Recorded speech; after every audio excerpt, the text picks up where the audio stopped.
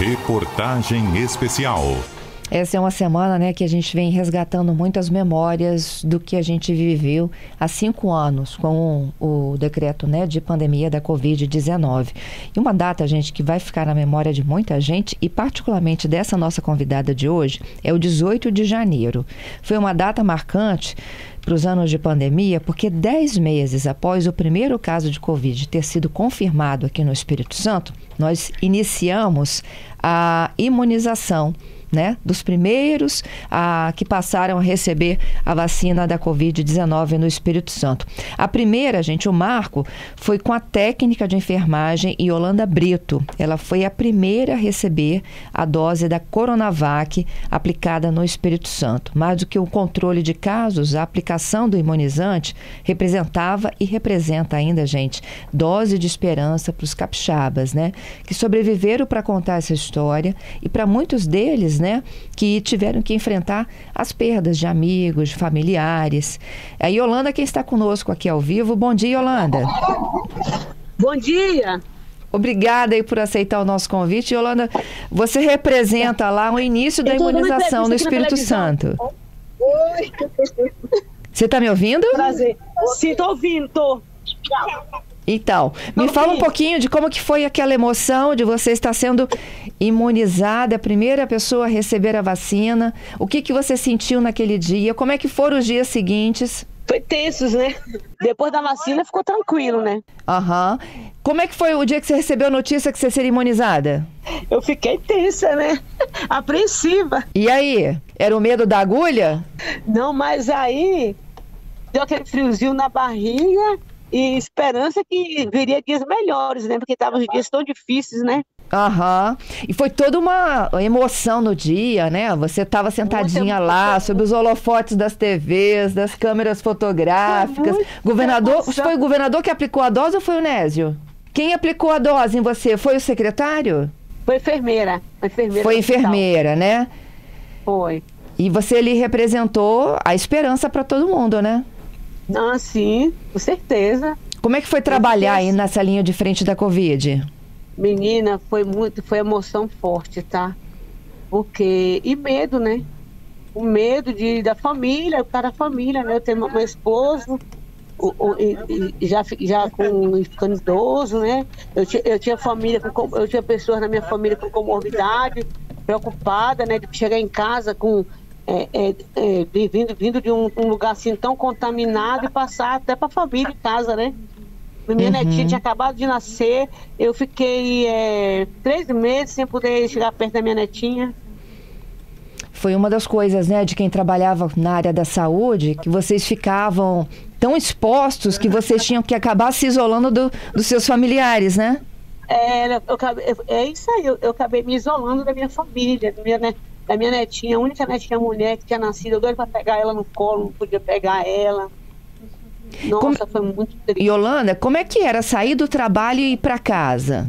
O medo que você tinha de levar o vírus para dentro de casa, né? Era isso aí, eu tinha esse medo de levar vírus para dentro de casa, pro meu esposo, pro meu filho que ainda estava em casa também. Era meu filho, era eu, meu filho e eu. Meu filho nessa época não tinha casado ainda, né? Era mais 3. Aham. E eu ficava preocupada.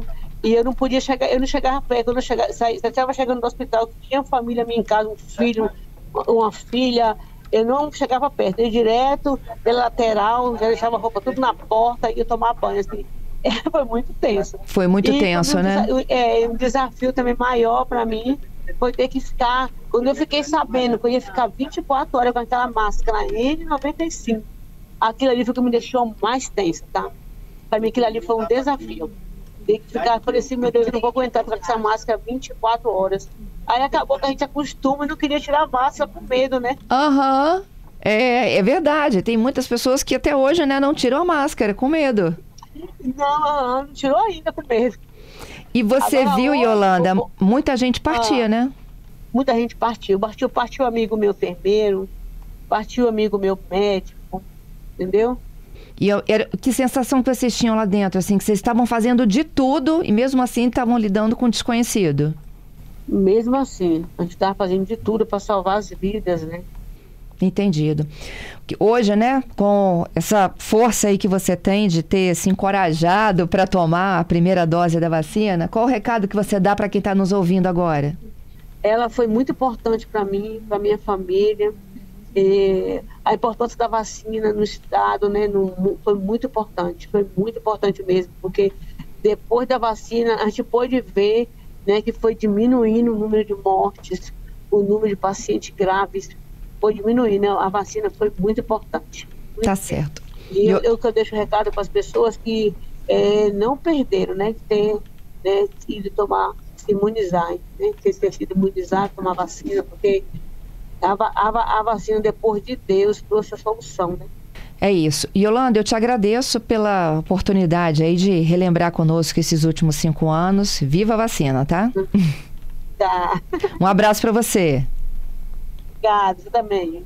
Ó, gente, vou subir também a foto da Yolanda para a gente lembrar, né, dos 5 anos da pandemia da Covid. E continua essa conversa agora com a Daniele Grillo. Ela é coordenadora do Programa Estadual de Imunizações e de Vigilância das Doenças Imunopreveníveis, da CESA.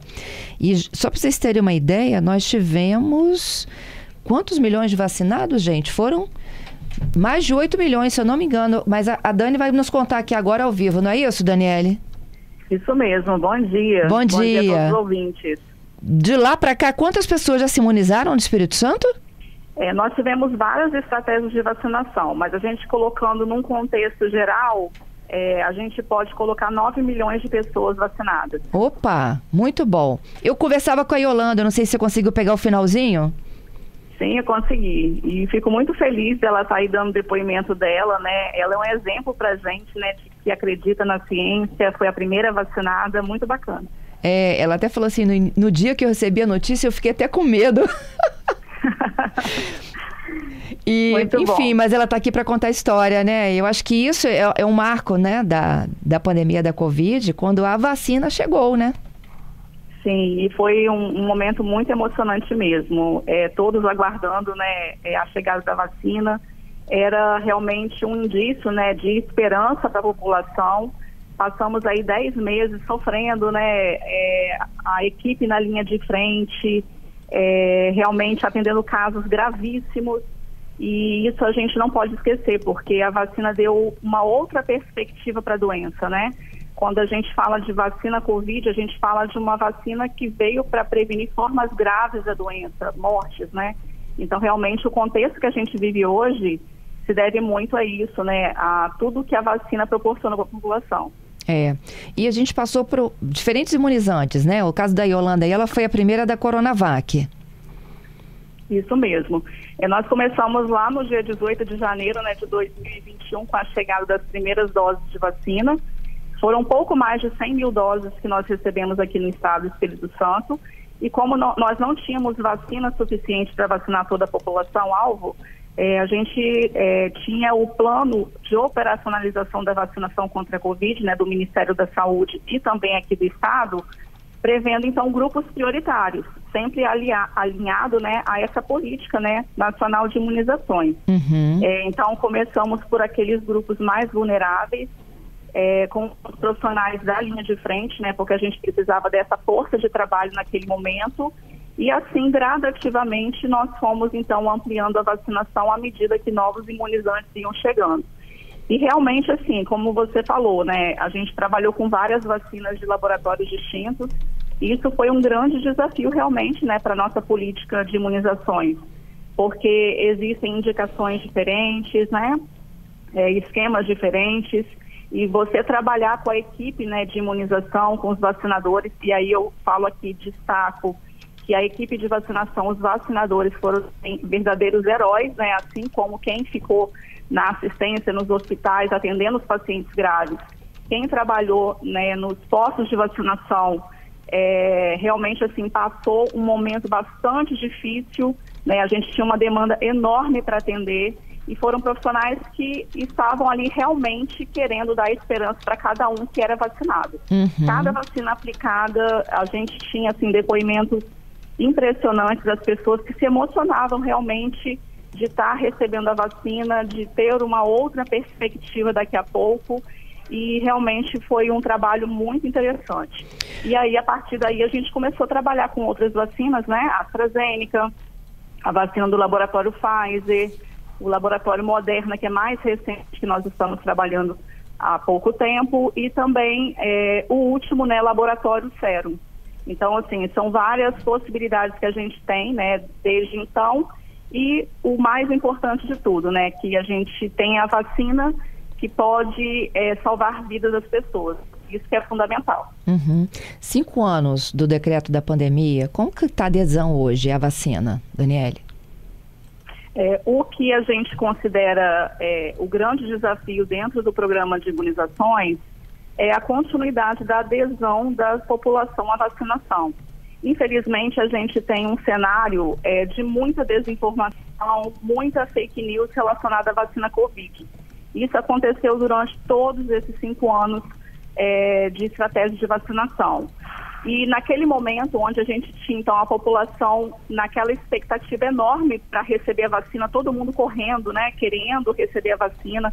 Claro que o governo do estado, né, junto com os municípios, se organizou para que a gente tivesse uma demanda organizada nos serviços de vacinação. Nós trabalhamos estratégias de agendamento, né, de forma de dar segurança e dignidade para as pessoas receberem a sua vacina, né, a sua dose de vacina.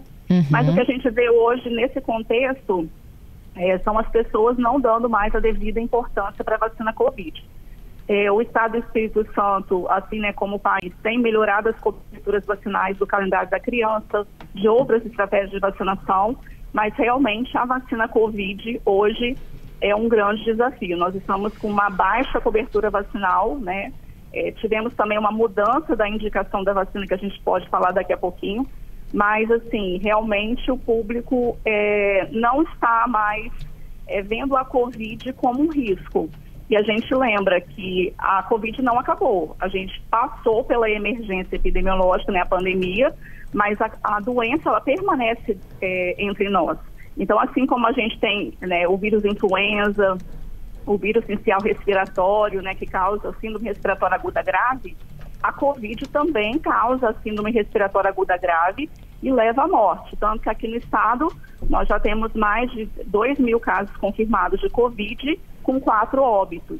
Sem contar aquelas pessoas que tiveram, né, necessidade de internação, que não morreram, e aquelas pessoas também que tiveram que fazer tratamentos. E aí, quando a gente fala da Covid, a gente não pode pensar só no desfecho morte.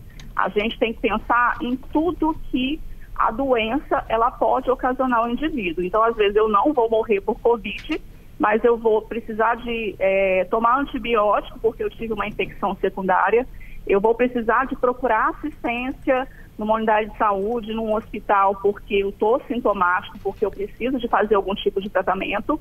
E sem contar que muitas pessoas acabam também sobrevivendo à doença, mas ficam com sequelas irreversíveis. Sim. E isso também diminui bastante a qualidade de vida dessas pessoas, que não podem depois ter uma vida normal em função de uma doença evitada através da vacinação. Então, por isso que a gente alerta os capixabas, mantenham a vacinação em dia, que isso é o mais importante para garantir, então, a saúde de cada um que está nos ouvindo aqui hoje. Isso. A gente já fala da mudança do esquema vacinal, eu só vou para o Repórter CBN contigo e volto em um minutinho, tá bom?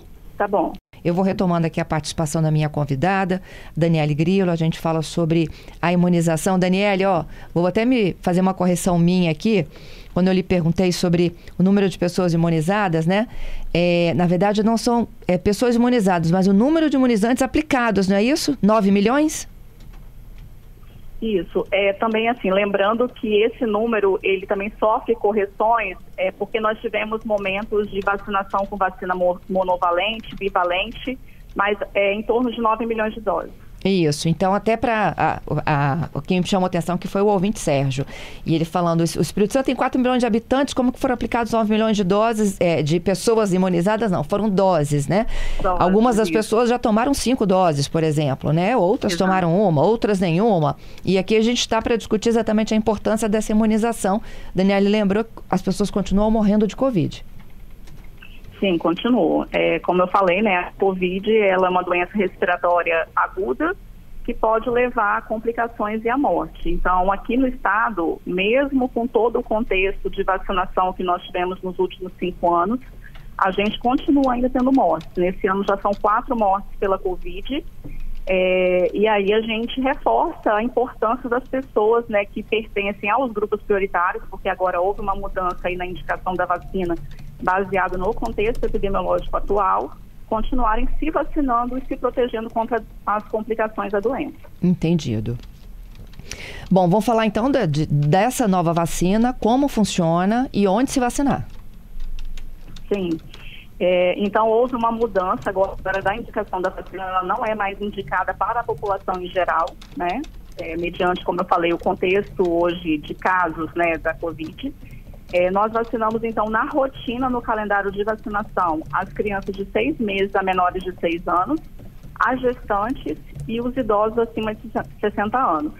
Além desses 3 grupos que eu citei, que nós vacinamos na rotina, no calendário básico de vacinação, a vacina contra a Covid também ela está disponibilizada para pessoas que pertencem a grupos especiais, que são aquelas pessoas que têm uma vulnerabilidade maior a complicações pela Covid, que são aquelas pessoas que vivem em instituição de longa permanência, pessoas imunocomprometidas, os indígenas, trabalhadores da saúde, pessoas com deficiência, pessoas com doenças crônicas, pessoas em situação de rua. Então, esse público, ele continua sendo elegível para vacinação.